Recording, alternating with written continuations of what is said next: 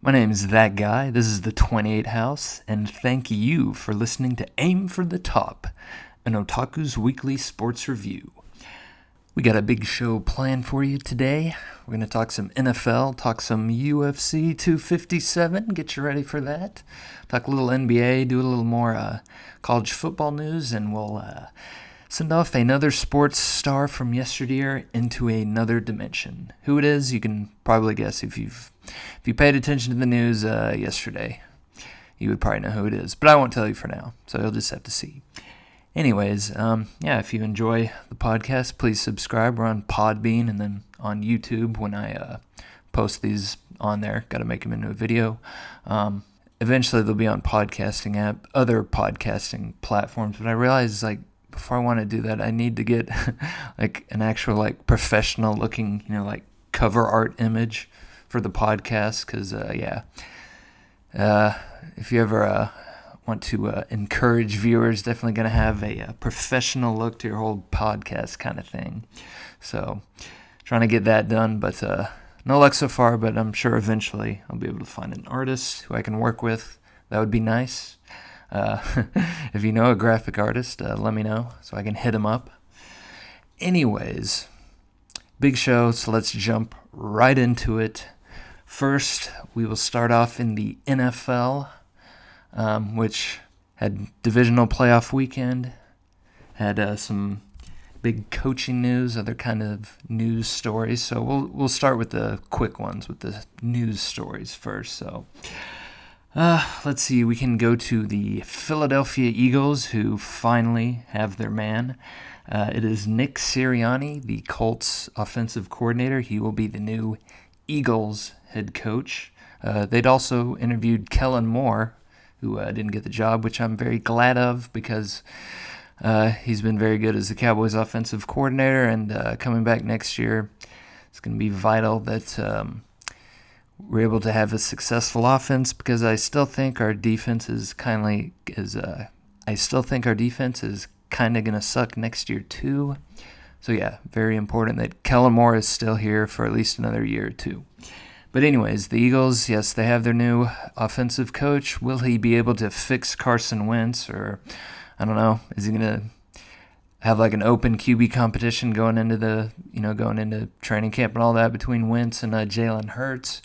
Or do they use the number 9 pick and draft a quarterback? They probably wouldn't be able to get, let's say, the top 3 QBs, but they might be able to get, depending if you see Trey Lance or Zach Wilson as, the 4th best QB in this class. They would probably be able to do that, or I suppose they could trade draft picks to get up if they, want to get Justin Fields, because I don't think there's anything in the world that another team could trade to get up to be number 1 to get Trevor Lawrence. Because I think Jacksonville. Look, they tanked the season just to get Trevor Lawrence. They succeeded, and gosh darn it, nothing is going to change that. There's no way a team is going to trade up to be able to get Trevor Lawrence, but they could. I mean, there is a scenario in which they could trade up, I think, and draft Justin Fields. So, yes, the Eagles finally have a coach, but their offense is still a mess. Their roster's still a mess with all the overpaid veterans who are underperforming. So, Nick Sirianni, he has quite the task in front of him. Dan Campbell is officially the head coach of the Detroit Lions, the former A&M great. Although I'll be honest, I don't really remember him from A&M. This was, when was he there? The late 90s, somewhere around there. But, I'm sorry, Dan. I don't remember you as a tight end there at A&M. Although I do remember him he played a few years with Dallas and some other places. And, he was the interim head coach after Joe Philbin got fired in Miami.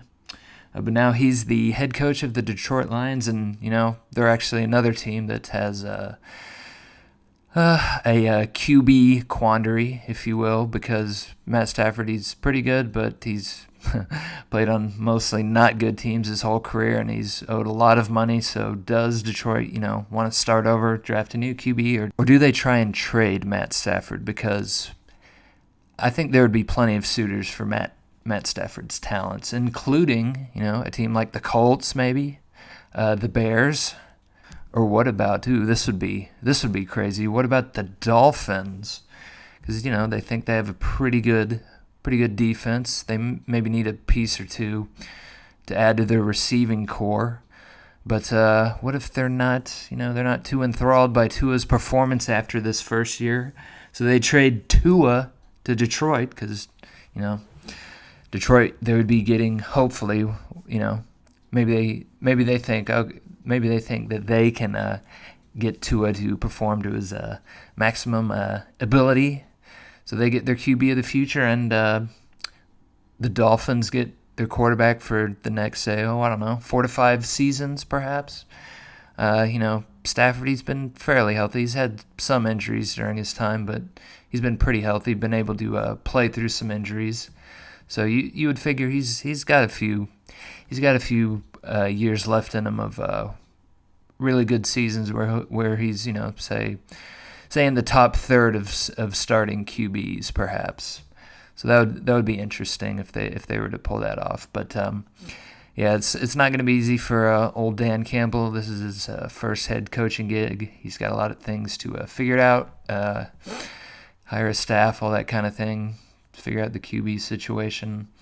So not going to be easy in Detroit, but hey, I'm rooting for you, Dan Campbell. Brandon Staley to the Chargers.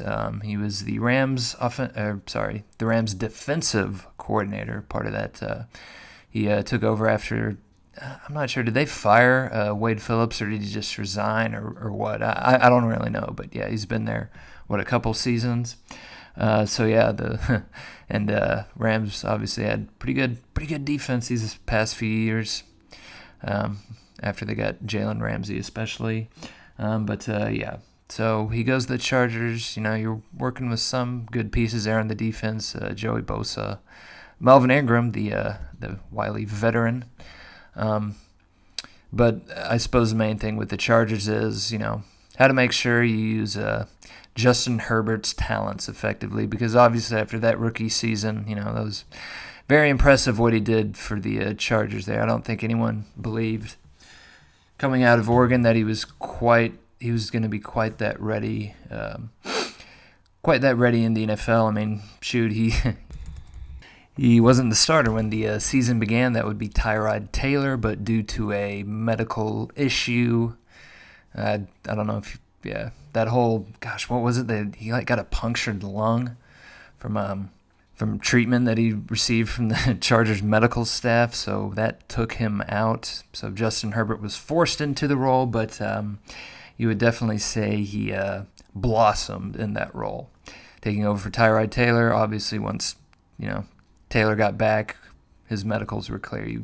He wasn't going to start again for the Chargers. They were going to ride with Herbert, which was a wise decision. I mean, hey, they finished 7-9. That's not bad considering starting a rookie QB most of the season, and they'd also lost Derwin James, the outstanding safety from Florida State, who was part of that 12-4 team in 2018 that beat the Ravens in the playoffs before they got annihilated by the Patriots in the divisional round. But still, they lost him with a meniscus injury. He did not play the entire season, so they'll get him back hopefully. That'll bolster the defense some. So the futures, I would say sure, they are in the same division as the Chiefs, so that's going to be Patty Mahomes' division for quite a while unless he gets injured or whatever. Still, I would say the future's looking pretty good for the Chargers with Justin Herbert, so we will see how Brandon Staley can do in his first head coaching gig with the Los Angeles Chargers. I think I called them the San Diego Chargers. Oh my gosh, yeah, it's still I cannot get that out of my vocabulary, but one day it will be like clockwork where I'll be able to refer to the Chargers as the Los Angeles Chargers. And the other, in head coaching news, it's who are the Texans going to hire as their head coach? So they just interviewed Josh McCown, the longtime, pretty much always a backup NFL QB. They also interviewed Jim Caldwell, the former Colts and Detroit Lions coach. They've also interviewed a number of other candidates, and they are going to interview Leslie Frazier, apparently, the Bills' defensive coordinator and former Minnesota Vikings head coach, and Eric Bieniemy, the offensive coordinator of the Chiefs, are the potential candidates still out there, with Deshaun Watson, I believe, pushing them to strongly consider Bieniemy. And of course, that's sort of the whole situation in Houston, is that Deshaun Watson is very unhappy there. He potentially might force a trade. I mean, it'd sort of be unprecedented in the NFL with a player still under contract. I mean, just he signed his extension in the offseason, making $40+ million, and already he's unhappy with his situation with his current team and potentially forcing a trade to another team. That would be very NBA-like with the player empowerment movement there. But the Texans, I suppose, still have the opportunity if they were to hire if they were to hire Eric Bieniemy as their head coach. Perhaps that could soothe Deshaun Watson's frustration with the franchise, which is obviously understandable after the disaster that was Bill O'Brien as I suppose, was he the interim GM because they just didn't hire a GM after the previous one got fired, or was Bill O'Brien's title? I mean, was he both coach and GM? I'm not exactly sure, but yes, his disastrous tenure. Maybe let's just call him as the acting Texans GM, with some bad trades, trading a lot away for Laramie Tunsil, who's a good offensive tackle, but not the best. And then they had to pay him $20+ million right away. Then trading away DeAndre Hopkins for a washed, I suppose that's putting it lightly, a washed David Johnson, as well as a second-round pick that they used on Will Blacklock in 2020, and a fourth-rounder in 2021. And I suppose we should say that Blacklock, he had 10 tackles, 1 tackle for loss, and 1 QB hit in his rookie season. But again, this was an off-season like any other, so with rookie development throughout the season, I think people should probably be a little more lenient for if rookies didn't quite perform the way some expected them to. But anyways, back to my main point. Not a good trade by Bill O'Brien. Not a very successful tenure as the Texans GM, which is, of course, the source of Deshaun Watson's displeasure with the franchise. So we will see who the Texans, who they decide to settle on as their new head coach.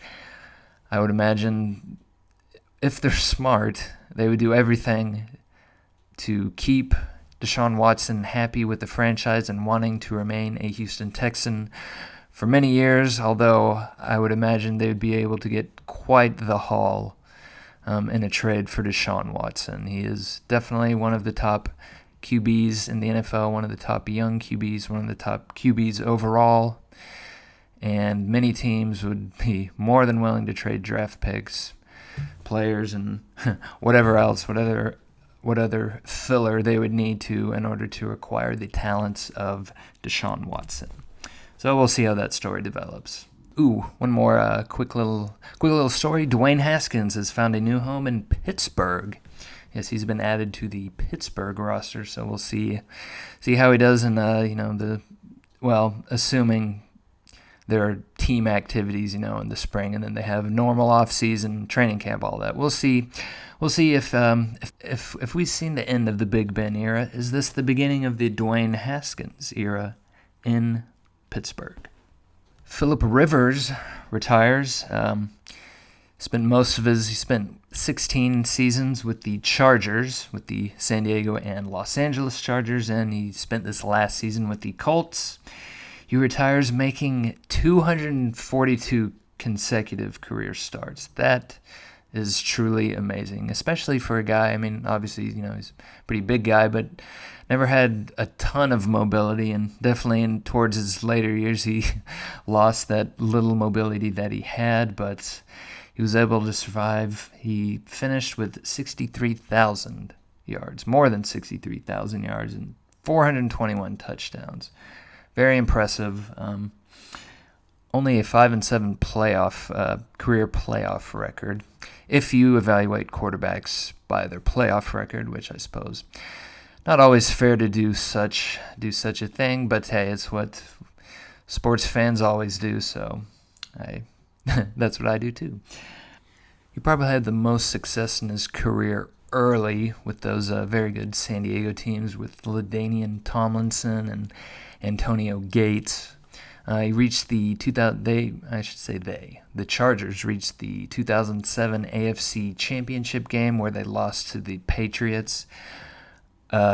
Rivers played with a torn ACL. That is very impressive that he was able to do that, but that would be the only time he would make the AFC Championship game. He made the playoffs, I believe, 7 times in his career as a starting quarterback. So that's not bad because his first couple years he actually didn't start. He was behind Drew Brees because the Chargers had Drew Brees, who they eventually let walk and made Rivers the starter. But anyways, when he was a starter, about half the seasons he was a starter, he made the playoffs. So that's something to be that is definitely an accomplishment to be praised for.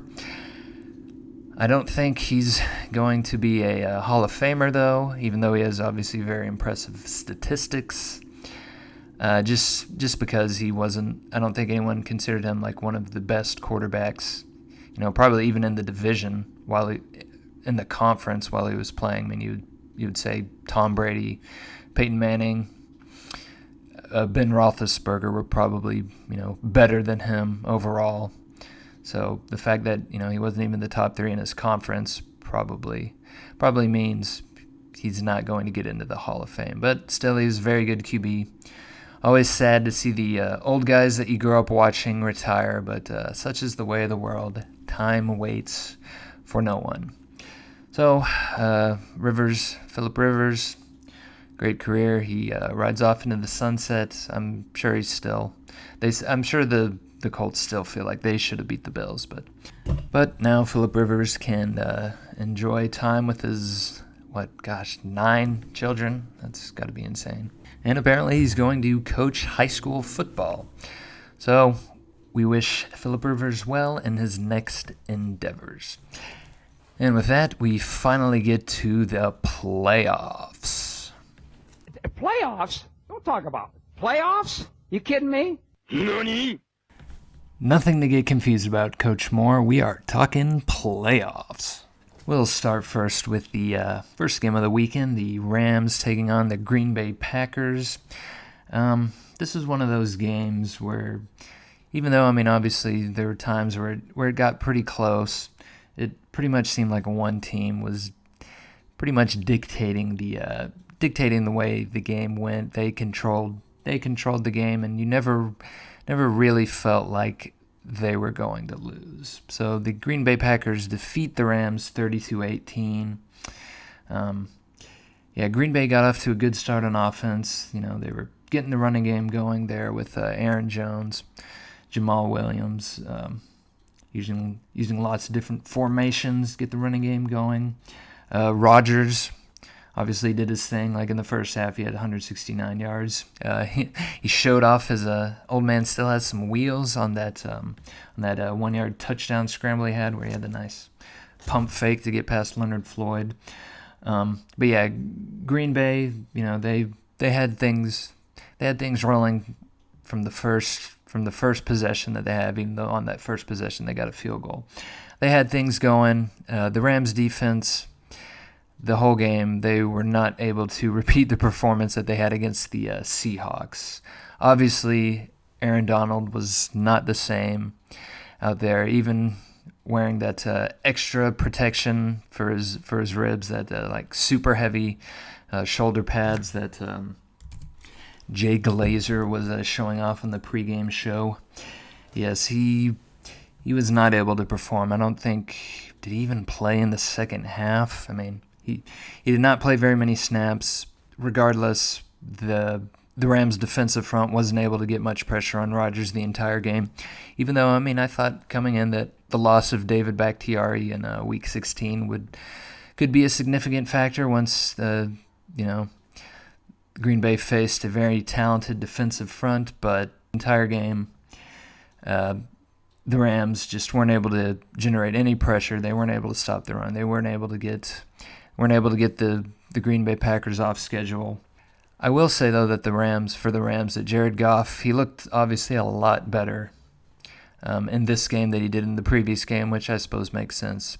Another week to rest up, a week of practice in whatever way that teams are able to with COVID and all that, but he looked definitely a lot better, a lot sharper. He had in fact, on one of their drives in the first half, he had two really nice passes down the seam to Josh Reynolds, former A&M great, so got to mention him, and to Robert Woods, the USC product. So he did look a bit more accurate, on time with his throws. He showed a little more. He wasn't just a passenger in this game.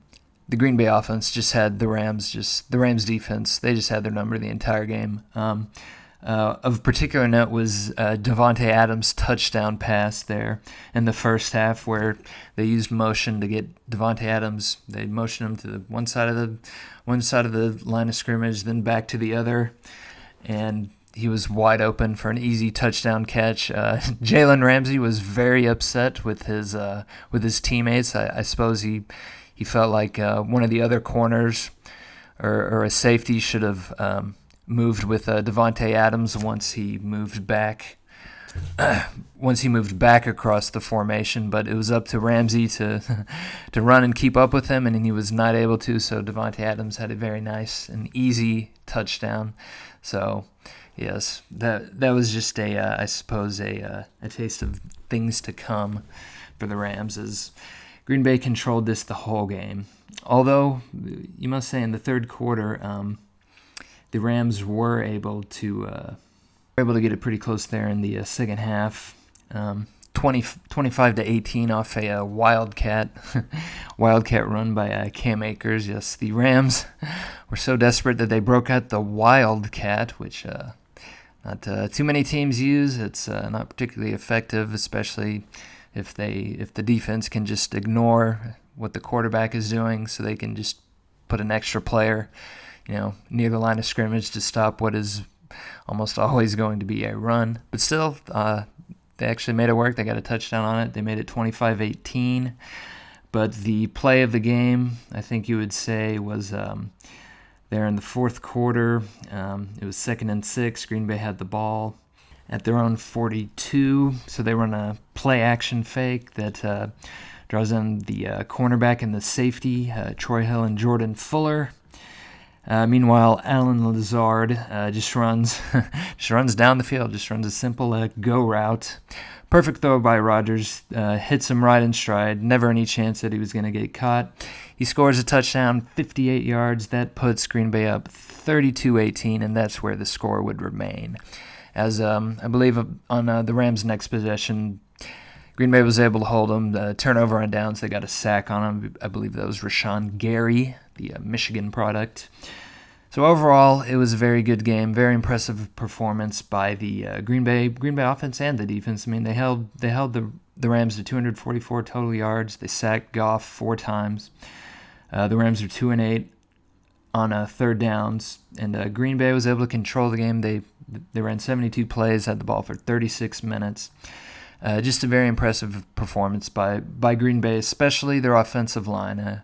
If I was giving game balls, I would definitely give it to the Green Bay offensive line. They definitely controlled the game. They made sure that Rodgers had plenty of clean pockets, plenty of time to get the ball downfield, and they did not look any worse for the wear without David Bakhtiari going up against a good Rams defensive front, although they were pretty much down.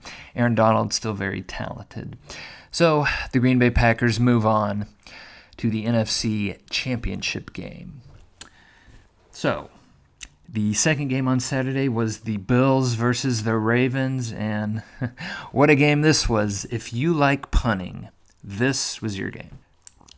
I would imagine, although the final score, would indicate that the Bills sort of dominated the game, 17-3.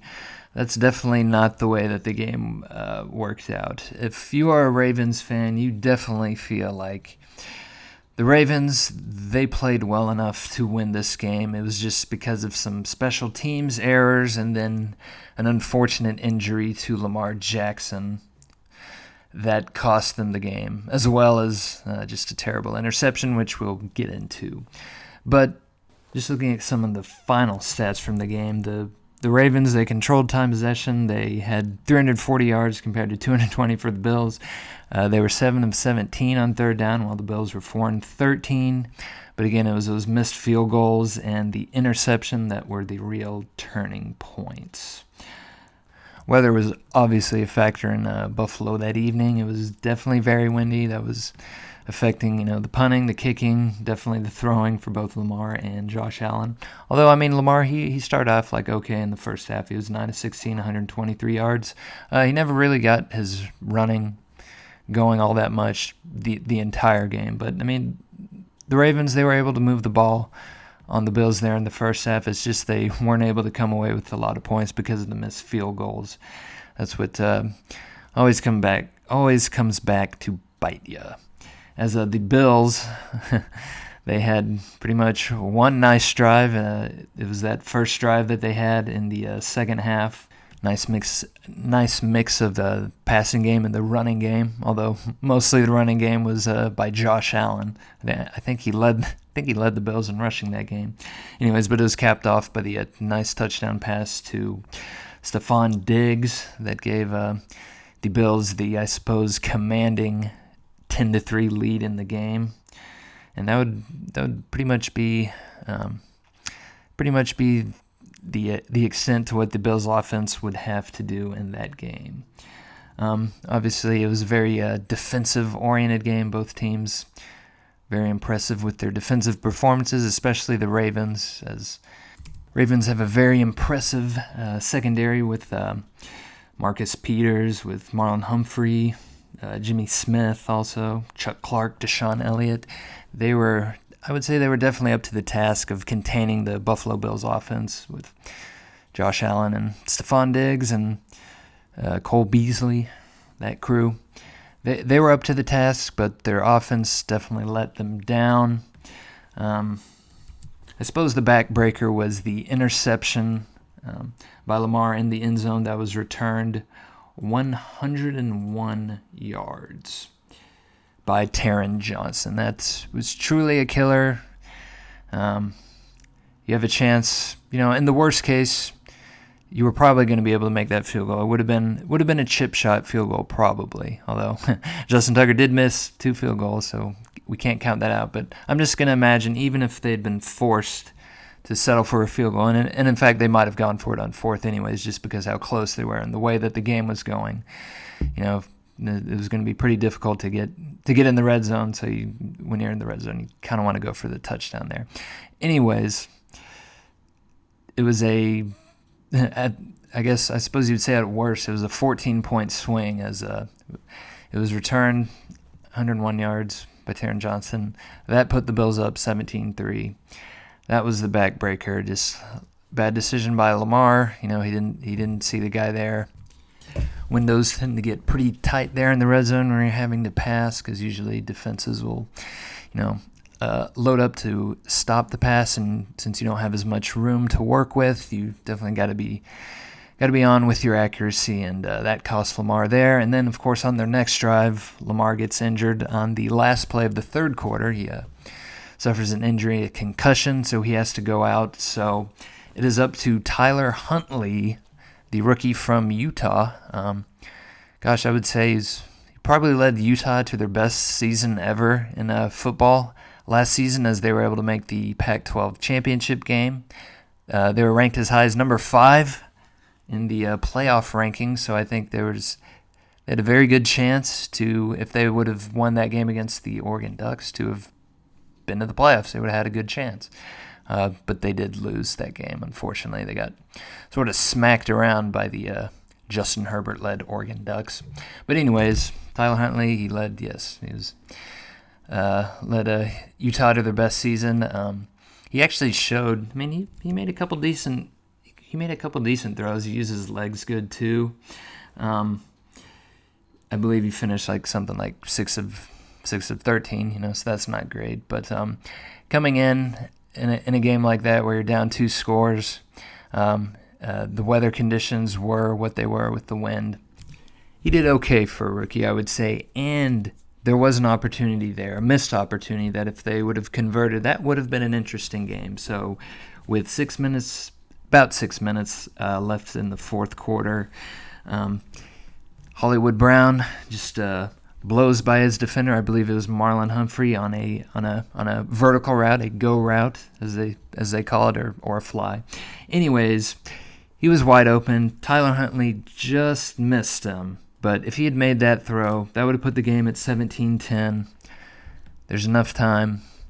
You'd have your timeouts. You'd have the 2-minute warning. You would, of course, need a stop on the Bills, which, the Bills' offense was not great that game. Like I said, they only had 220 total yards of offense. But still, that was the opportunity that the Ravens had. But unfortunately, they couldn't connect with Marquise Hollywood Brown on that long pass. So the Ravens go down to defeat once again. Obviously, the story coming out of this game is another loss in the playoffs for Lamar Jackson, where he doesn't look particularly impressive. Although I think in this case we can say that the weather definitely played a big role in that. But still, the Bills were loading up to try and stop the Ravens from running, which they had some success against. And more importantly, Lamar didn't have all that much success running the ball, which is obviously a critical component to making the Ravens' running game as effective. So they were daring Lamar to try and beat them with his arm, and he was not able to. I would say that's going to be something Lamar is going to have to work on. He is only in his 3rd season after all, but still, to be a quarterback in the NFL and to win at the highest level, the quarterback has to be able to win the game with his arm. He has to be able to basically take apart defenses when they're trying to take away the passing game. This is a passing league now. Passing is the way to success, and a running QB is going to have success in the regular season for certain, but once you get into the playoffs where you're playing against presumably the best teams in the league, they'll be able to take running games away much easier than they can take away the passing game. So Lamar will have to develop that going forward. So with that, we're done with Saturday's games. Now we can move on to Sunday's games, which began with the Kansas City Chiefs taking on a surprising Cleveland Browns team there. Got the big win over Pittsburgh.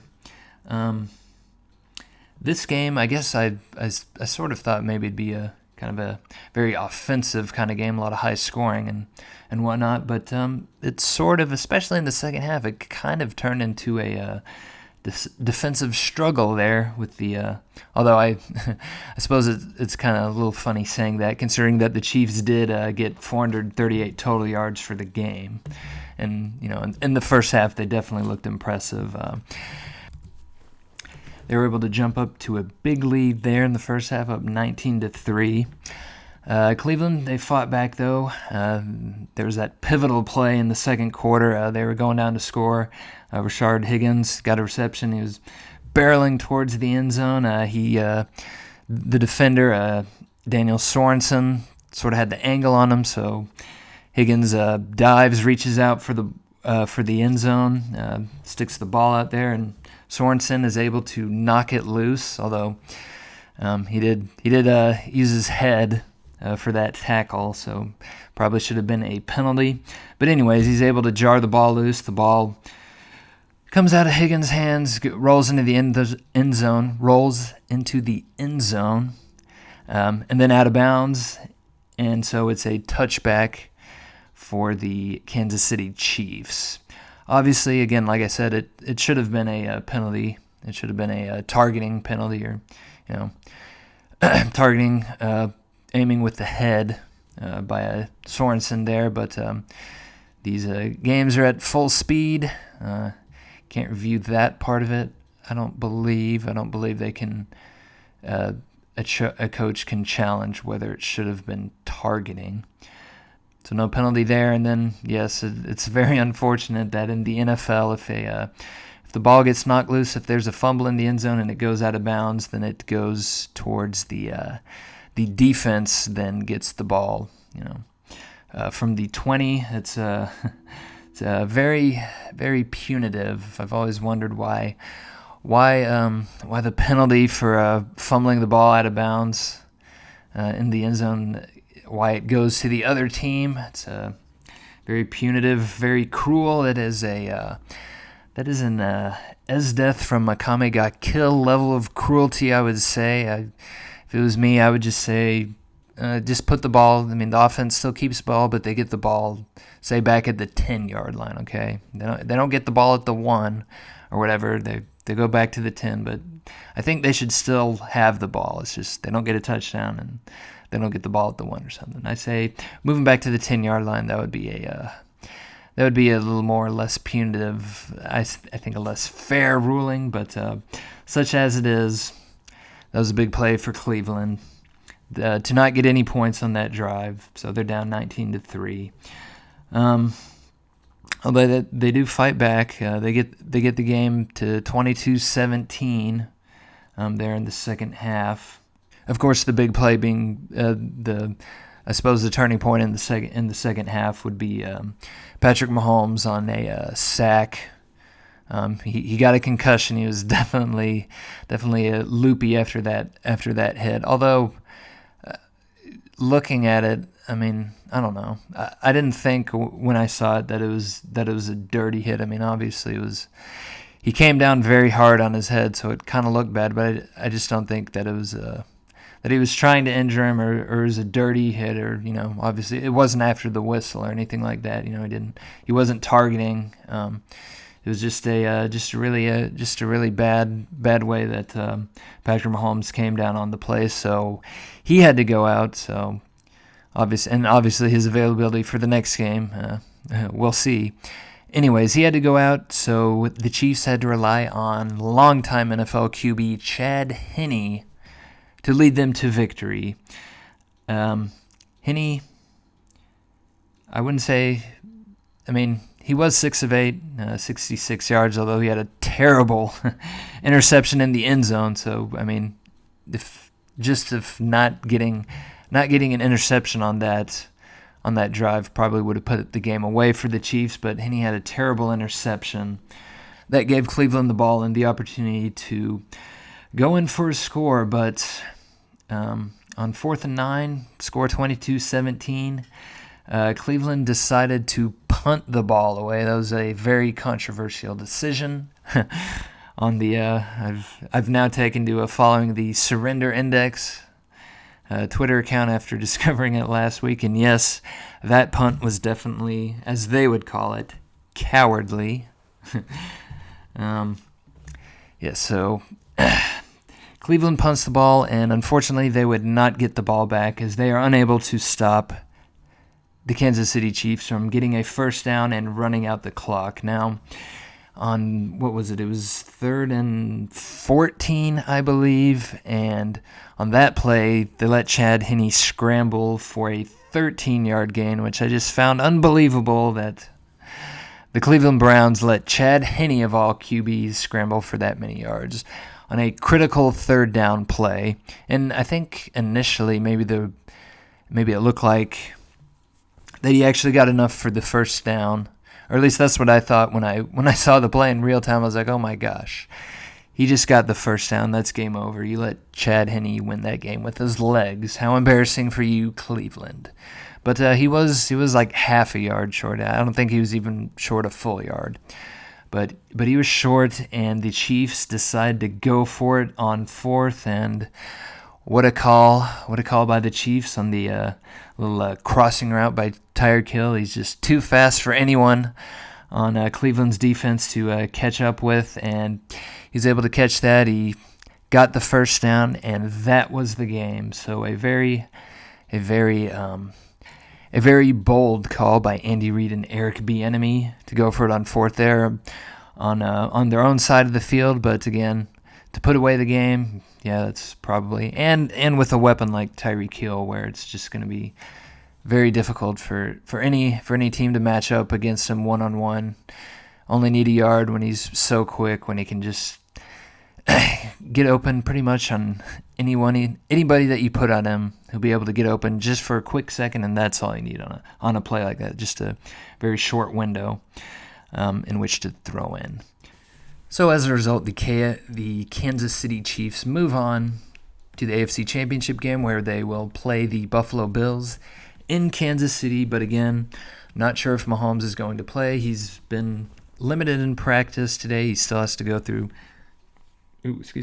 concussion protocol and pass all those medical checks in order to be cleared.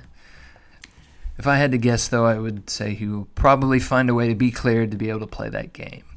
Although before we leave this game, I just want to give shout-outs to Romo for going insane on that fourth down conversion by Kansas City. He definitely lost his mind. He was doing his best present Mike imitation, as he definitely brought the energy with his broadcasting abilities to that game. And yes, Romo goes insane as usual, much to Jim Nance's chagrin, I am sure.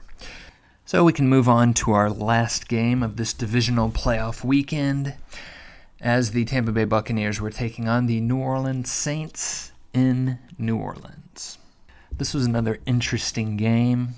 Two pretty good defenses taking on each other. I'd say probably the Saints had the more accomplished defense. They've definitely spent some draft capital the past few years building up that defense. But I suppose the story of this game were the 4 turnovers by the Saints that led to Buccaneers points on each of those. It was a very opportunistic Buccaneers offensive performance. I wouldn't say it was great by the Buccaneers. Tom Brady, he ended up 18 of 33 for 199 yards. He did have 2 TDs. Leonard Fournette, he had another decent game with 63 rush yards. Ronald Jones also contributed with 62 yards. So they were able to have a nice balance on offense, although they only ended up with 316 total yards. But part of that is because they had really good field position because of those Saints turnovers. And yes, that is definitely the story of the game. That was this Drew Brees' final performance, and if it was, what a terrible way to go out. I almost kind of hope that he comes back for another year, just though that's not his swan song in the NFL. With a 3 interception game, just looked like he couldn't push the ball down the field. I will say, though, Michael Thomas, I'm guessing, wasn't at 100% because he didn't look right the entire game. And if he had been, at full strength, I think the game would have turned out a little bit different. I don't think there would have been quite such a struggle that Drew Brees would have had in that game, as he just wasn't able to get really anything down the field. They also lost Deontay Harris, their returner and receiver, who definitely had some speed to that offense. But yeah, it was just the turnovers. I mean, the Saints, they were able to hang on. They were able to get out to a quick 6-0 lead, exchange of field goals, some touchdowns. They got it all the way up to 19-3, actually, in the third quarter with a nice touchdown passes only of the day, though, for Drew Brees to Traquan Smith. But after that is just kind of when all the interceptions and the fumble by Jared Cook, who Jared Cook definitely proving why he has been a well-traveled player in the NFL in his career. With the fumble, that was devastating. But the interceptions, although I will say one of the interceptions, incidentally to Jared Cook, that was just bounced off Jared Cook, and in fact, if I remember correctly, like he didn't even get his hands on it. It just hit his shoulder and just like bounced off up into the air, and it was intercepted by Mike Edwards. The other interception, the one that was intended for Alvin Kamara, not really sure if that was Drew Brees or Alvin Kamara's mistake. Either way, they definitely weren't on the same page for that, so that was another easy interception. Yeah, it just kind of snowballed at that point. The Bucs were able to take advantage of those turnovers. They win the game 30-20. Again, I wouldn't say it was a great offensive performance by the Buccaneers. Cameron Brate led Tampa Bay receivers with 50 yards and 4 receptions. Mike Evans, he only had 1 reception on 3 targets, but it was a touchdown, so that's important. Gronk, he was mostly a non-factor. He had 1 reception. Chris Godwin kind of held in check. Leonard Fournette, he ran well, and he also caught well, although on the touchdown pass he caught, he almost looked like he was going to drop it. He definitely struggled to get that one in, but yes, it was a very opportunistic Tampa Bay offensive performance, although again, I mean, that's a very good New Orleans defense, whether you want to look at points per game or passing yards per game or things like how good they are hurrying the quarterback, their quarterback hurries or sacks or the yards they allow after catch. They rank pretty high in all those sorts of categories. So across the board, that's a very good New Orleans defense that they were going up to. So the fact that Tampa Bay struggled some isn't unsurprising, but I suppose what was surprising about that game is that the 4 turnovers by the New Orleans Saints doomed them to lose, and that is the end of their season. They're in salary cap hell. They're going to have a lot of moves to make in the offseason to get under the cap. Could be the end of Drew Brees. If I were him, though, I'd want to come back just one more year just to see if he can come back healthy, get Michael Thomas healthy because he was pretty much not healthy the entire year. Just give it one more shot. I know he didn't look great in that game, but maybe he was still feeling the effect of that rib injury he had about a month and a half ago. That might have contributed to his passing and not being able to get the ball down the field very well. So hopefully we haven't seen the last of Drew Brees. But if we do, well, I guess it's going to be a QB battle between Jameis Winston and Taysom Hill.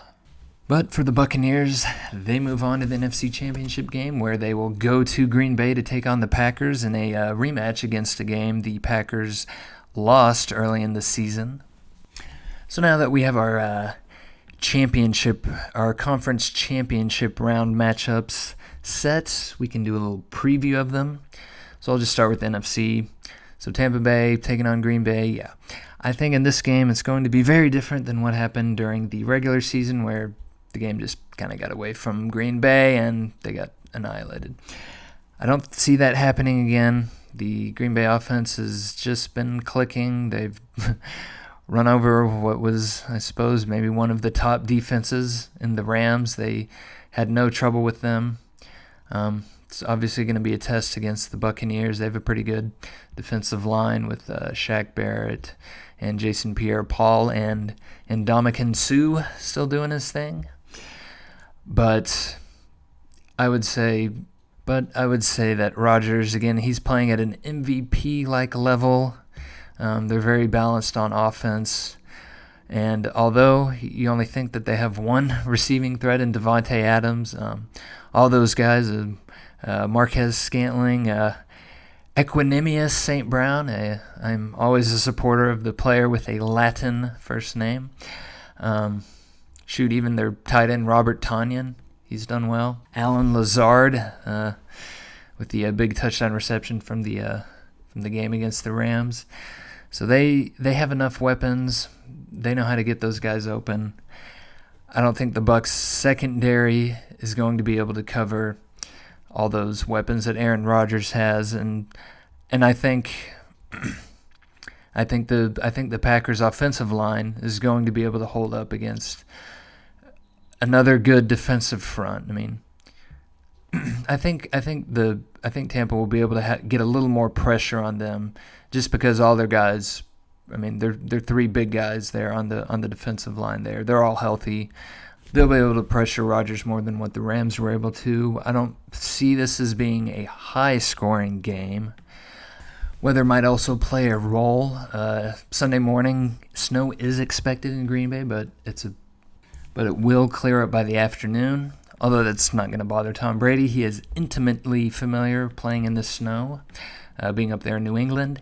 However, give me the Green Bay Packers 27-24 in a hard-fought game against the Tampa Bay Buccaneers. Green Bay moves on. They deny Tom Brady yet another appearance in a Super Bowl, thankfully. And Aaron Rodgers gets to his second Super Bowl. But who will the Packers be playing? Well, it's going to be either the Chiefs or the Bills. And again, this game is going to be highly contingent on whether Patrick Mahomes is able to play in that game. Is he able to pass all the concussion protocols and get the okay from the Kansas City medical staff? So if that happens, it's going to be an interesting game. If that doesn't happen, then yes, the Bills will win. But let's just assume Patrick Mahomes is able to play in that game. I think this game is going to be a high-scoring affair. I don't see either defense being able to stop either offense. Kansas City Chiefs, obviously, with all their weapons, with Travis Kelce, Tyreek Hill. They may be getting Sammy Watkins back. He was listed as questionable, but he got some limited practice. But they got guys behind him that are playing well. Byron Pringle, who is that? But yeah, when you have Patrick Mahomes as your QB, he's going to make your receivers and your other skill players better. So they have all those, and Bills, they have Stephon Diggs, Josh Allen, Cole Beasley, throwing a little Devin Singletary there perhaps, some TJ Yeldon. So yes, high-flying game, lots of points, lots of yards, not too much defense, not very many punts, thankfully. But in the end, with all that said, I see the Bills as the team of destiny this year. Well, in the AFC, let's say. The Bills pull off the upset 37-34 over Kansas City in Kansas City off a last-second field goal by Tyler Bass. So there you have it. Those are my predictions for the conference round. I'm predicting a Green Bay versus Buffalo Super Bowl. Should be very interesting, but we'll see how those work out for me. Again, I am not a gambling man, so do not rely on my predictions for anything. I am notoriously poor at these kind of things. I am only a football fan. What can I say? Not an accurate forecaster. Anyways, that's the weekend we have to look forward to in the NFL. And with that, we'll put aside the gridiron for now, and we will turn to the hardwood as we go to the NBA. And talk some basketball, yes. Quite the week in the NBA, and especially for my Mavericks. So let's start there with the Dallas Mavericks, my team. Yes, they this past week, it didn't start off so great. So they're on Friday, they had a 112-109 loss to the Bucks. So Kristaps Porzingis, he didn't look so great in that game. He was only 6-9 shooting, he had 15 points. Luka, of course, as always, he had his usual triple-double with 28, 13, and 10, although still struggling with his three-point shooting. It was 1 of 7 from three-pointers. This game, it was a game that Dallas trailed most of the game, although it was usually within arm's length. I don't even think the Bucks got up by 10. I think maybe their biggest lead would have been 8 or 9. So Dallas was in the whole game. They were right there, but some execution down the stretch kind of caught up with them in that game, and some better offensive execution by the Bucks, or a couple big shots that Chris Middleton hit. I wouldn't say this is a game that the Mavericks blew. Like there were some games last year where they got up big and they just inexplicably fell apart in the last few minutes with their offensive execution. This game, I wouldn't say it was quite like that. It was just there were some good opportunities, but just some missed shots there in crunch time, and that's kind of what doomed them in that game. So they follow up that game with a 117-101 loss to the Chicago Bulls. That was very unfortunate. Luka had his usual triple-double. Lauri Markkanen, though, was the player of the game with 29 points on 10 of 29 shooting. And the Mavericks, they again struggled. This is kind of a theme through this season. They struggled with their three-point shooting as they shot 29% as a team. Go down to the Chicago Bulls. Never a good thing when you get blown out by the Bulls this season. And then they follow that up with a 116-93 loss to the Toronto Raptors. This game, although it was a beatdown, that's very not good, to borrow a phrase. Kristaps Porzingis maybe got back a little on track. He had a better game. He was had 23 points and 9 rebounds. But the thing coming out of this game was that, Luka, his performance, I think he only got up 11 shots in that game, and people were wondering, what was up with that. Was he making a deliberate point to try to get his teammates involved? I mean, he did almost end up with what I like to call the Jason Kidd triple-double. He had 15 points, 7 rebounds, 9 assists. But yeah, he only had 11 field goals attempted, and maybe a more concerted effort by Luka to not shoot so much. But with this team, usually the more Luka shoots, the better it is. Although, again, maybe not so much his 3-point field goal shooting. And again, in this game against the Raptors, they only shot 25% from three-pointers. Yeah, that's not going to win you a whole lot of games when you're firing up a lot of threes, as the Mavericks do, and you're not making very many of them. However, the Mavericks were able to get a big victory over the Indiana Pacers, 124-112. They're led in scoring by Kristaps in that game with 27 points and 13 rebounds. Luka had his usual triple-double. He had 13 points, 12 rebounds, 12 assists. They also got some good contributions from Tim Hardaway Jr. and Jalen Brunson, which was a good thing because Jalen Brunson had missed a number of games due to COVID. So they survived that game because actually Indiana was leading, but then I think in the fourth quarter, Mavericks kind of put it away.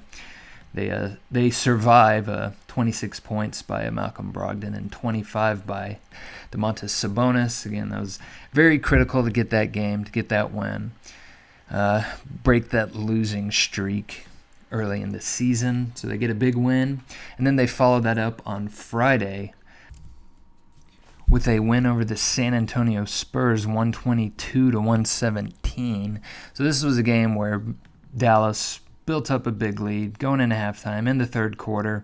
It eventually got up all the way to 18 points there in the third quarter, but San Antonio just, as they do, they chipped away, and they got it down to 113-112 there in the fourth quarter, late in the fourth quarter. But with 1 minute to go, Luka, he hit a step back over LaMarcus Aldridge when Luka's isolated on LaMarcus Aldridge.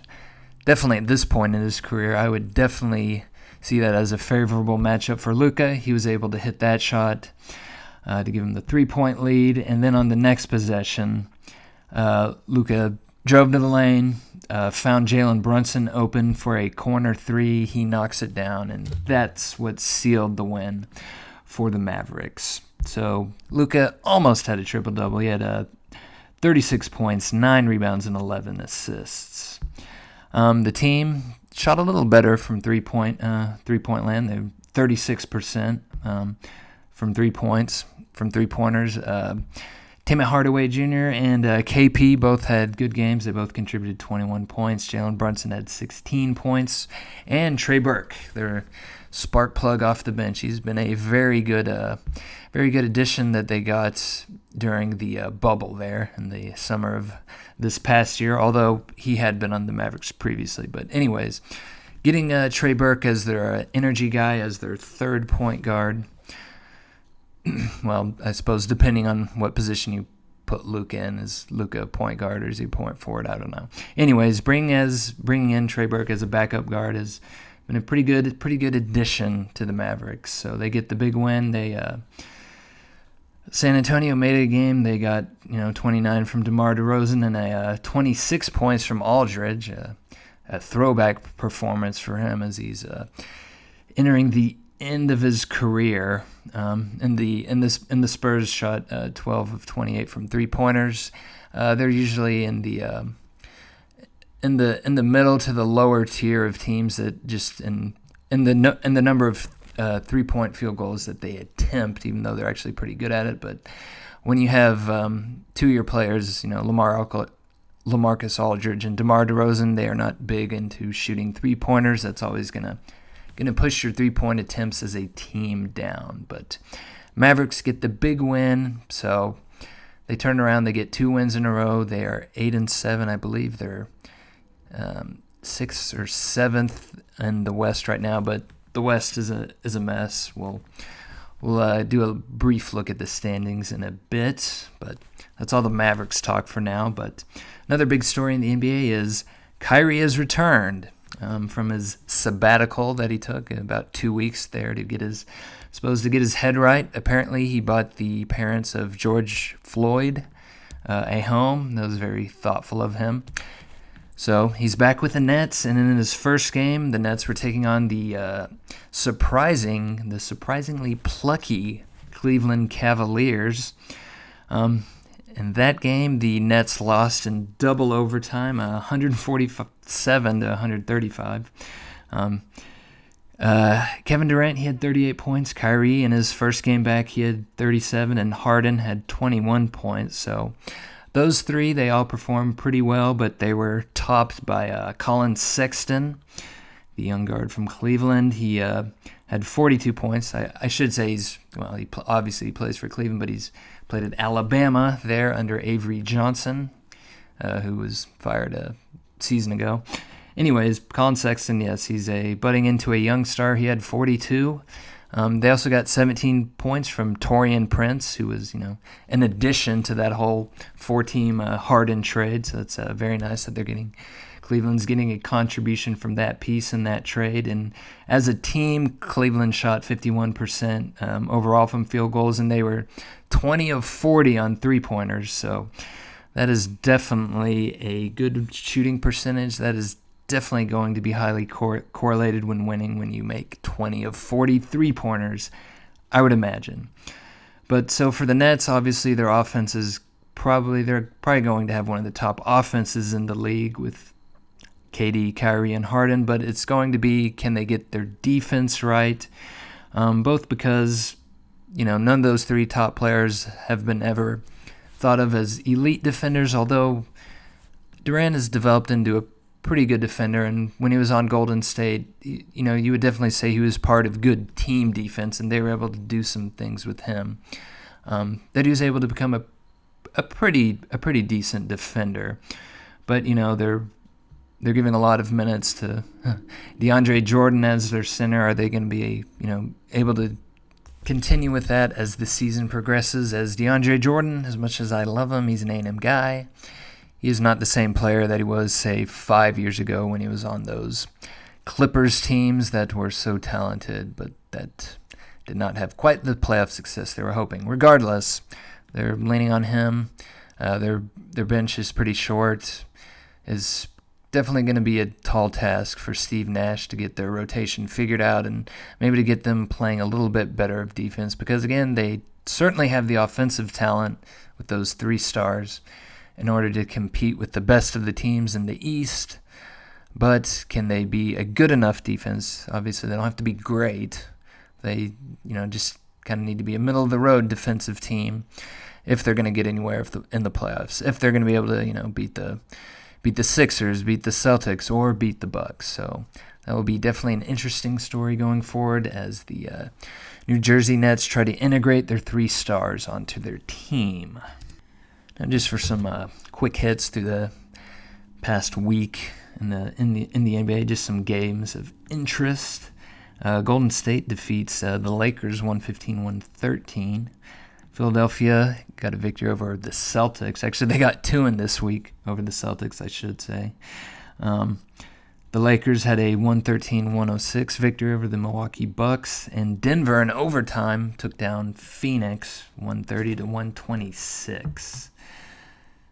So as we look at the standings right now, and this is as of Friday's games, so Philadelphia is still on top in the East at 11-5, and then Milwaukee and Indiana are at 9-6, and then it's a real close mix of all the teams: Indiana, Boston, Cleveland, Atlanta, Brooklyn. They're at 9-8. They're at 7th, and the New York Knicks are at 8-9. They are in 8th place. I'd say that's pretty impressive for the Knicks. I don't think a lot of people had a lot of expectations coming into the season, For the young Knicks, still trying to work in R.J. Barrett. They got Julius Randle in the offseason. That was a very nice pickup for them. So yes, they're 8-9, under 500, but they're currently the 8th seed. They would be playing in the play-in game, for the 9th, with the team that ends up with the 9th seed. But anyways, I would say it's a good start to the season for the Knicks. The fact that they're 8-9, they're competing for a playoff spot, is definitely improvement. Then in the West, it's Clippers and LA. They're both 12-4. Utah getting off. They start a little bit slow there, but now they're up to 11-4. They got things rolling there with Donovan Mitchell. He had a very awkward interview with Shaq the other day. Donovan Mitchell did, but he handled it well under pressure. So yes, they're doing well at 11-4. Then it's Phoenix and Portland. They're both 8-6, and then Memphis, who's righted the ship a little. They definitely got off to a slow start, especially since they lost Ja Morant for a few games, I believe, with an ankle injury. But they righted the ship, and he's been back 2 games. So they're 7-6, and they're the 6th seed. And then Dallas and Denver they're both 8-7, so they're bringing up the 2 final seeds. With Golden State currently at 8-7 in that 9th seed. So yes, the 2 teams that we thought were going to be there, the Clippers and the Lakers, they've established themselves as the top teams, but Utah is they're very close to them at 11-4. Phoenix is built off the impressive finish to the 2020 season as they went undefeated in the bubble, and they were able to carry that over perhaps into the regular season for this year. So they're at the 4 seed right now. So I would say that maybe the 2 teams who are still underperforming perhaps a bit are Toronto. They're 6-9 there. I think they're at, what is this, 9, 10, 11? They're currently tied for 12th with the Charlotte Bobcats. That's not where you want to be. You do not want to be tied with Charlotte for anything. But they have they've been a little better these past few games. In their last 10, they are 5-5, so that's a little better. And then in the West, one team I suppose it's maybe underperforming just a little bit is the New Orleans Pelicans. They are currently 5-9. They're 3-7 in their last 10 games. I don't know. I didn't like the hire of Stan Van Gundy, kind of the retread coach who's had his chance in the NBA and he's kind of washed out. But hey, they brought him back for a 3rd run. But yeah, they're struggling a little bit there in New Orleans with Zion and Lonzo and Brandon Ingram. Although I mean you can't underplay the fact that losing Drew Holiday is a pretty big thing. He's a very good 2-way player. Point guard there, scoring, defending. Very good player to lose him. So and again, they're still fairly young. This is only Zion's 2nd year, and he lost a lot of time due to injury for his first season. So I assume people maybe thought a little bit better of things for the Pelicans this season, starting out. But they're only 5-9. But hey, it is early in the season. There's plenty of time to turn it around. Zion, he's almost scoring 24 points per game. He's at about 60% on his field goals, although he's only about he doesn't shoot many 3-pointers yet. That is definitely not his thing. He's definitely more inside game, driving to the basket, those kind of shots. He's not developed the outside shot yet, but he's better. He's definitely getting better this year. Brandon Ingram's playing pretty well. It's definitely on defense where the Pelicans need to clean it up. They're in the bottom 3rd of the league in defensive rating and net rating, in adjusted defensive rating and adjusted net rating. So that will definitely be the area that they need to improve on if they're going to try and make a playoff push. But that is our look at the NBA for this week. Very interesting week of NBA action. Should be good next week too. And now we leave the world of team sports in order to go to some individual sports, specifically mixed martial arts. Yes, as Any good anime fan would say we are intimately familiar with martial arts, even if we don't really particularly care for them, as it's likely we've watched at least one anime series that heavily involves martial arts tournaments, fighting, or some combination thereof. Anyways, this weekend, this Saturday, we have UFC 257 in Abu Dhabi. And it features the return of Connor McGregor, the controversial and talented Conor McGregor, as he makes his return in the octagon to face Dustin Poirier, in what should be a highly entertaining match. Now, that is the main event, of course, but there are other fights, so let's start with those other fights on the main card. So the first one is Marina Rodriguez versus Amanda Ribas. This is in the women's strawweight division. They're both two contenders trying to move up into the top to contend for the title. Ribas, she's more versatile on the ground. She's got a black belt in Brazilian Jiu-Jitsu. She's also undefeated in her young UFC career. She's 4-0. Rodriguez, on the other hand, is 3-2-1. She's got 2 decisions. She's more of a striker. She prefers to keep things standing up, and she's kind of vulnerable to takedowns and having a weak takedown defense. So for this, I'll take the more well-rounded fighter. Give me Amanda Ribas with a submission in the 3rd round. How do you like that? Okay, the next fight is Andrew Sanchez versus Mahmoud Muradov. These are 2 middleweights. So Sanchez has a wrestling background. He's been in the UFC quite a lot, but he can also stand on his feet some. He's not afraid to exchange blows. Muradov, he's a striker. He's got some pretty good cardio. And the key will be if he can avoid takedowns because, like I said, Sanchez, he's got a wrestling background, and you know that guys that come with a wrestling background love to take their opponent down and grind out the fight and get those unanimous decision type victories that fans don't always like so much because those fights sometimes tend to drag on. They don't have a ton of action, depending on how the ref is and actually making the fighters stand up when they're not actually doing anything or not like advancing their position or doing any striking or anything. Anyways, I see Sanchez eventually taking this fight to the ground when he realizes he can't strike with Muradov, but he will grind it out. He will grind down Muradov. It'll wear him out with his wrestling, and he will get he'll eke out the split decision. All right, so the next fight, that's another in the women's division, in the flyweight division, between Jessica Evil Eye. That's a great nickname right there, Evil Eye. She is facing Joanne Calderwood. Now, these two, they're both 2 longtime UFC veterans, maybe kind of at the tail end of their careers. They're both like in their mid-30s, so you figure they don't have that much longer in the sport. So this, for either of them, or for both of them, this could be maybe the beginning of one last push for a title run. So it could be an important fight for both fighters. So Jessica Evil Eye, she's mostly just a striker, stays on her feet. She's pretty quick, likes to push the pace, fairly aggressive with her striking. I guess maybe if you wanted to take something away from her, you could say that maybe she's a bit reckless. Calderwood, she's a little bit more well-rounded.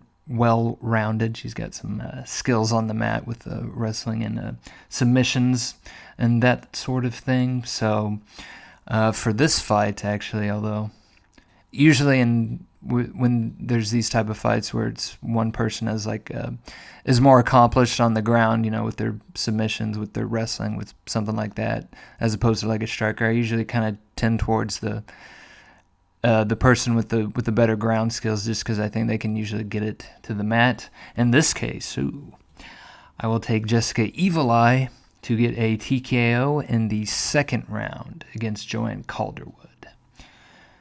Now, in the 4th fight, the co-main event, as they always call it, but really we know what the main event is. There's no sense in trying to fool us into thinking this is a co-main event. We know the reason why everyone is really here. Anyways, Dan Hooker is taking on Michael Chandler. This is in the lightweight division. So Michael Chandler, he's making his UFC debut, actually. He's a longtime Bellator fighter. He was three-time Bellator lightweight champion, so he's got quite the background. He's also a former college wrestler, so he's got that background as well. And although he does have a wrestling background, that's his main thing, he's definitely not afraid to exchange on the feet with guys. He has 9 wins by knockout. That's pretty impressive. Hooker, on the other hand, he's mostly known as a striker, kickboxer, that kind of thing. I think he's actually fought like some professional kickboxing matches too, in addition to MMA. So yes, he's definitely a striker, but he's got pretty good ground defense, and he actually does, and he also has a ground game himself. He's got 7 wins by submission, so he's got a good submission game, good ground game, able to nullify the advantage that a wrestler like Chandler might have. Although for Hooker, his last 3 fights have gone to decision. And also another thing, Hooker has a reach advantage in this one, which might be, obviously important, as I would imagine at some point in the fight, Chandler's going to try and get this fight onto the ground. He's going to try and use his wrestling, get some takedowns, wear him out that way, do some damage from the top, something like that. But Hooker, with his reach advantage, that might be difficult for Chandler, or even if Chandler is able to, close the space between them, he might take some serious damage doing that. So I think it should be a pretty interesting fight. But I will go with Michael Chandler getting the win in his UFC debut, getting a big victory over one of the top fighters in the lightweight division there, and making quite the debut to the UFC. And now we have the main event. Yes, the much-awaited rematch between Connor McGregor and Dustin Poirier. I can't believe it's already been like 3.5 years since Connor McGregor, he fought Floyd Mayweather in their boxing match that, of course, Connor McGregor lost, but I can't believe it was that long ago that thing actually went down. In between that time, Connor McGregor hasn't been doing a lot of UFC fighting. He's been doing a lot of, fighting outside the ring, and a lot of getting in trouble, getting arrested. That definitely seems to be one of his hobbies that he enjoys while he's away from the octagon. So he's fought 2 MMA bouts since his win over Eddie Alvarez for the lightweight belt back in, I think, what was that, 2016 or something. So he lost by submission to Khabib Nurmagomedov. Hope I said that right. I struggle with difficult names. What can I say? Anyway, so he lost by submission to Nurmagomedov, and he had a TKO win over Donald Cowboy Cerrone in the first round. And again, those are his only 2 fights since he won the belt against Eddie Alvarez. So there might be a case of ring rust for him, although he looked fairly competent against Cowboy Cerrone, although, again, that was almost 2 years ago. Meanwhile, Dustin Poirier, he's fought a little more. He's fought 3 matches since his 2018 TKO win over the aforementioned Eddie Alvarez. So for this match, Poirier, you would say he's probably the more diverse fighter than Conor McGregor is. He has a black belt in jiu-jitsu. He's got 7 submission wins. But regardless, he's still mainly regarded as a striker. And that is exactly the kind of fight that McGregor wants, as that is definitely what Conor McGregor is known for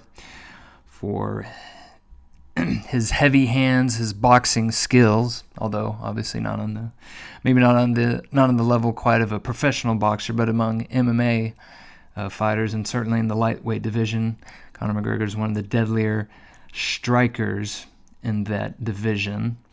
One thing that Poirier definitely has, he's definitely got better cardio. And since this is the main event of the card, it's going to be a 5-round fight, so that would tend to advantage the fighter with the better cardio, as long as Poirier doesn't get into a striking match with Connor McGregor, which, although he has shown that he has a pretty strong chin himself, I don't think he wants to be trading blows the entire time with Connor McGregor, as sooner or later there's a good chance that he might get knocked out. So I would say if he plays it smart and tries to take this fight to the ground, tries to wear McGregor down, get into those later rounds. So if he can survive, into rounds 3, 4, and 5, when McGregor might be worn down, might not have quite the cardio just because he's taken off so much time from fighting, then that would definitely tend to favor Poirier. So McGregor, he's definitely going to need to channel that Irish warrior spirit, get a little of a Lancer from the Fate Stay series, although he probably wants to have more success than Lancer has had in his various appearances in the Holy Grail War, I would imagine. Regardless, McGregor wants to win this fight one way, knocking out Poirier if he's smart. Well, I don't know. I shouldn't say that. He's obviously he knows much more about fighting than I ever will. But if he just uses his advantages that he has over McGregor, his cardio, his more diverse striking, his ground game, I think he can grind out a win. And I think he gets revenge on Conor McGregor for their previous match. He gets the win. He gets a submission in the 4th round against Conor McGregor to bolster his case for a title bout against Justin Gaethje for the UFC lightweight title. So hopefully this will be an entertaining card, although there aren't any title fights on the line on this particular one. Still got some pretty good fights, and we have Conor McGregor back into the octagon, so that should be fun. So that is your look at the world of mixed martial arts. And now, Char, my friend, fire up your Zaku, get your Minovsky fusion reactor up and going, because we are going to make a short trip around the sports world 3 times faster. Yes, you heard me right. 3 times faster. One of them is approaching us at 3 times normal speed. Incredible, I know. You've never seen anything that fast. Maybe you've seen it, twice as fast, or maybe 2.5 times, but never 3 times faster. Amazing. Now, for this time, it's just going to be a short trip. We're just going to make one stop, Char, so sorry about that. We just got one place to go, and it is the world of college football. And we'll start with the University of Tennessee as they fire head coach Jeremy Pruitt after 3 seasons. He and 9 staffers fired. There were some recruiting violations that Tennessee self-reported. I remember that coming out. I believe it was before the A&M game. That was like the last regular season game that Tennessee came out and said that they were investigating the football program for allegations of improper benefits to recruits on unofficial visits. This is based on reporting by ESPN. But anyways, yes, Tennessee, so they're firing him with cause. And what that means is that they don't have to pay him the $13 million buyout that his contract had. And a lot of people are thinking that is the primary reason why they're firing Jeremy Pruitt, not necessarily because of his performance, with the team, especially this year. It was pretty tough for them. I believe they went 2-7, or maybe it was 3-7. Yeah, I think it was 3-7 actually, because they beat Kentucky, I believe. They lost like 7 of the last 8, but beat Kentucky. Anyways, yes, so they do not have to pay the buyout, but that doesn't mean that this is, the end of the story for Jeremy Pruitt. Obviously, he's retained a lawyer, and he is going to fight. He's going to fight that he was wrongfully terminated. And it's not unprecedented that an athletic department would do that to a coach to not pay a buyout. This happened to University of Kansas with David Beatty, but he actually, that case, I guess it went to an independent arbitrator. I don't think it actually went to court, although maybe it went to like a judge, like they took it to like the National Labor Relations Board because it's an employment type of thing. regardless where it took place, he actually won that, so they did have to pay him the buyout. So who knows, that might be the case here with Jeremy Pruitt, that after all this, Tennessee, they fire him, but they still have to pay him the buyout, and they might still have to, they could obviously still face infractions from the NCAA that, could be scholarship reductions, not being able to play in the postseason. And of course, there's already players. The beginning of the exodus of players from Tennessee has already begun. So basically, this could just completely blow up in Tennessee's face, all because they wanted to get rid of Jeremy Pruitt as quick as possible. Which, if that's the case, then why did they extend him after last year? It's not like he exactly killed it in the previous season. He went 7-5. They won their bowl game to get to 8-5, but in the regular season, anyways, I would say their only probably decent win was against Kentucky, who wasn't great last year. So the situation in Tennessee is a mess. They need a new athletic director because Philip Fulmer, I guess, either resigned or got fired, stepped down, something like that. So things are not looking well on old Rocky Top. But we'll leave them aside, and let's see what else we got. Doug Marrone, in the tradition of coaches who are trying to re-energize their careers, he is going to be Alabama's new offensive line coach. The University of Maryland settled with the family of Jordan McNair for $3.5 million. And this was based on a lawsuit because Jordan McNair, he died in 2018, in December of 2018, during a team workout. Bad situation that led to the coach's dismissal, DJ Durkin, at the time. Although initially, I think the administration at Maryland wanted to keep him, but there's a uprising amongst the student population that Durkin needed to go, so he was let go. But anyways, Maryland settles with the McNair family. Finally, the Pac-12 parts ways with their commissioner. They're with their conference commissioner for over a decade, Larry Scott. So he presided over conference expansion into they added a couple more teams there, Utah and Colorado and all that, and had it worked out, they might have even gotten Texas, I think, too, but that didn't work out. But anyways, I guess the main thing was that even though, there's some good things in his tenure, also the Pac-12 network, during his tenure, the Pac-12 network launched. So, although I don't think I've ever gotten it myself, haven't been able to watch it, I think it's sort of due to the performance of the conference in men's basketball and in football, which, of course, are the two biggest revenue drivers.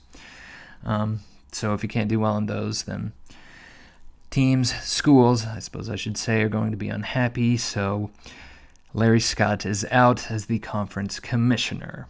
And that is our look around the sports world. Thank you, Char, for this short trip around the sports world. Promise you'll get some more use on that Zaku next week. And with that, we reach our final segment of the week.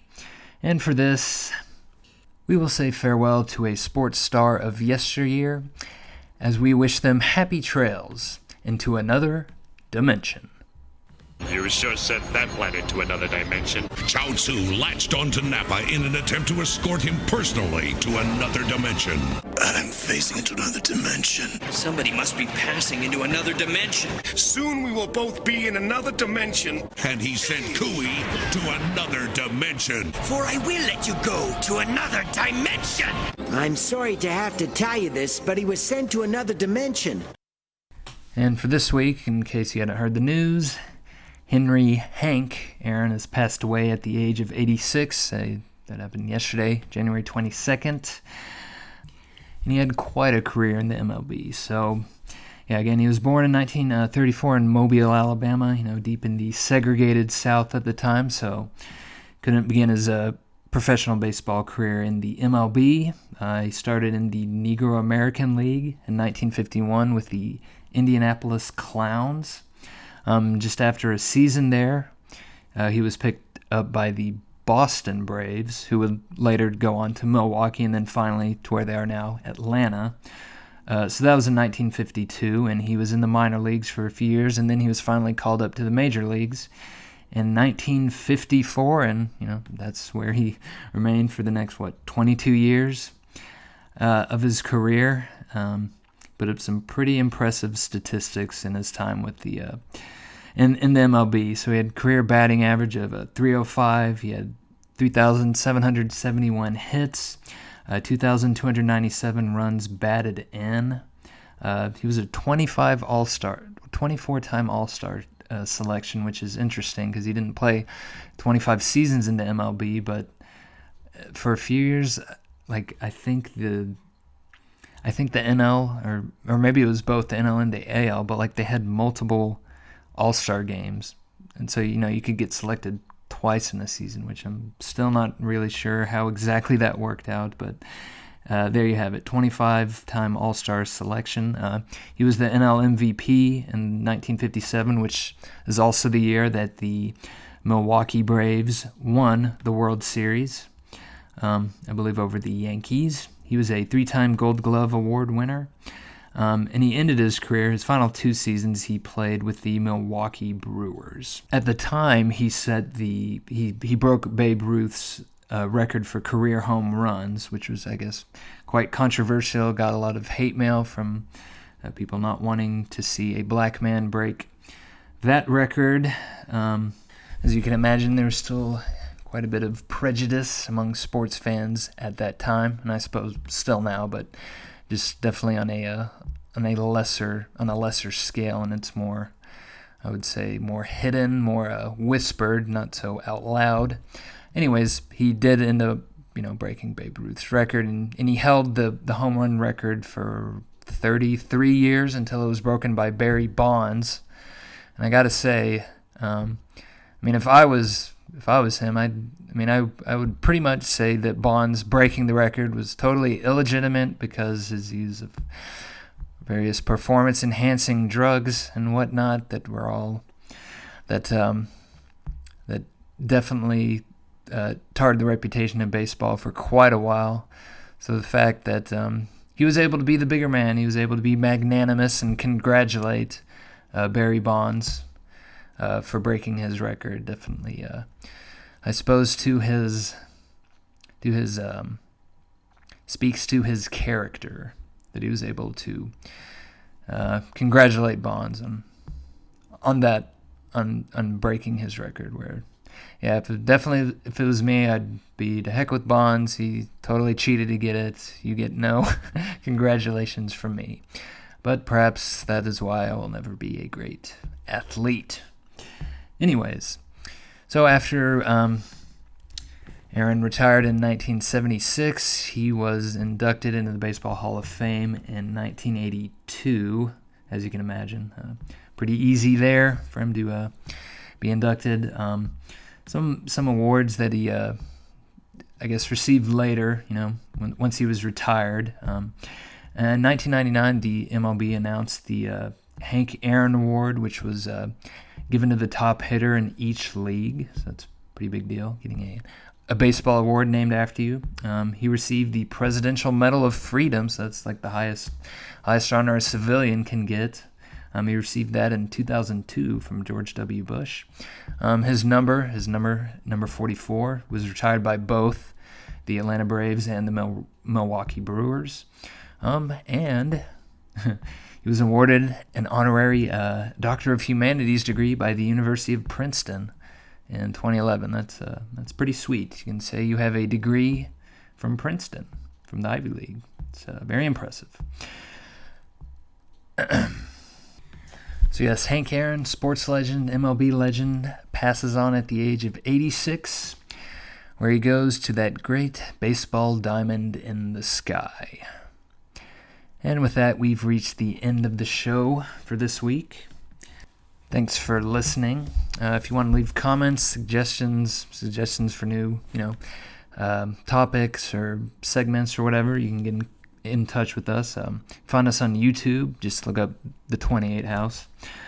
On Twitter, it's at _2eighthouse. On Instagram, it's at the 2eighthouse, so no underscore there. We do have a Twitch, although we don't use it very much. It's the_28_house. We're also on Facebook, so if you just look up the 28 House, you'll find us. Although I think like it's like at the real 28 House, but again, just look up the 28 House. You're probably gonna find us if you find that orange and blue logo. It's definitely gonna be us, and you can also email us at 28house@gmail.com with the 2 and the 8 are spelled out. So yeah, 28house@gmail.com. Leave us anything you like, comments, suggestions, criticism. I can handle any and all criticisms. Thanks again for listening. I will see you next week. And with that, I will let my boy Rick Perry send you off. Adios, mofo.